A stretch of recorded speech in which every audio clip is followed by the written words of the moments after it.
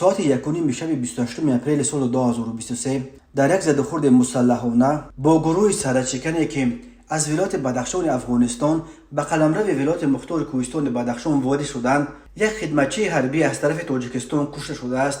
در این باره روز 28 اپریل خبرگزاری دولتی خاور با تکیه به گزارش مرکز مطبوعات اتریاد سرحدی خوروغ ریاست قشون‌های سرحدی کمیته دولتی امنیت ملی تاجیکستان خبر داد. این منبع درباره شخصیت نظامی کشته شده معلوماتی نداده است، ولی منابع آگاه پایگاه خبری بامداد تصدیق کردند که در این زدخورد شبانه پدپلکوونیک رجب زاده کامران اسرائیل سردار اداره کمیته دولتی امنیت ملی تاجیکستان در شهر خوروغ کشته شده است.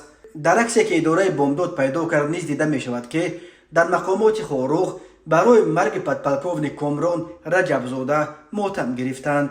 رجب زاده کامران اسرائیل 1 ایون سال 1990 در شهر کنگورد نویه تیمور ملک به دنیا آمده است. او سال 2021 سردار اداره کمیته دولتی امنیت ملی در شهر خوروغ تعیین شده بود. مرکز مطبوعات اتریاد سرحدی خوروغ در اطلاعش میگوید شب 28 اپریل سال 2023 ساعت 9:30 گروه مسلح قاچاقبران فرامیلی عبارت از 8 شهروند افغانستان و تاجیکستان تحت رهبری و راهنمایی ساکن بر پنجه ولسوالی شغنان ولایت بدخشان افغانستان داد خدا نادرشاه و زبی ولد محمد سخی با مقصد انتقال مواد مخدر در حجم مخصوصا کلان و سلاح و لوازمات جنگی خط سرحد دولتی تاجیکستان و افغانستان را در علامت 184 منطقه محافظتی دیدبانگاه سرحدی نهم تیشار عبور کردند. قاچاقبران به امر مرزبانان تاجیک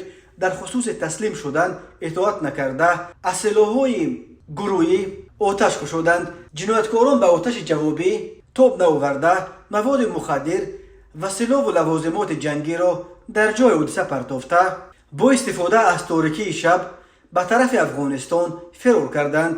گفته می شود در اطلاعیه مرزبانان تاجیک بنا به اطلاع رسمی در جای حادثه 3 نفر هممسلکان قاچاقبران افغان از حساب شهروندان جمهوری تاجیکستان دومالاجانوف امین امیرویچ سال تولدش 1982 زاده و استقامت کننده شهر بوستان ولایت سوخت، سید منظروف ندا سیف اللهویچ سال تولدش 1993 زاده دهه یوم جنوبی شغنان ساکن شهر خوجند و سید مرسلوف نورس سید موسویویچ سال تولدش 1987 زاده و استقامت کننده نویه شغنان ولایت مختار کوهستان بدخشان دستگیر کرده شدند.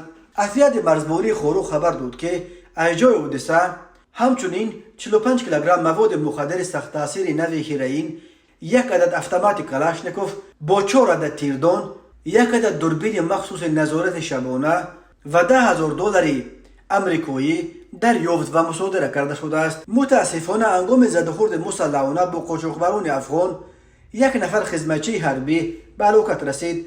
افزوده است این منبع گفته می شود نسبت به حادثه مذکور پرونده جنایتی آغاز کرده شده، چاره‌بینی‌های فوری جستجویی و تفتیشاتی ادامه دارند. در روزهای آخر این هلاکت دومین مورد عبور سلاح به دستان از مرز افغانستان با تاجیکستان در قسمت ولایت مختار کوهستان بدخشان است. شب 26 اپریل به اطلاع مقامات در یک زدخورد مسلحانه با مرزشکنها در جماعت یزدگلام نویه ونج 2 مرزشکن کشته شدند.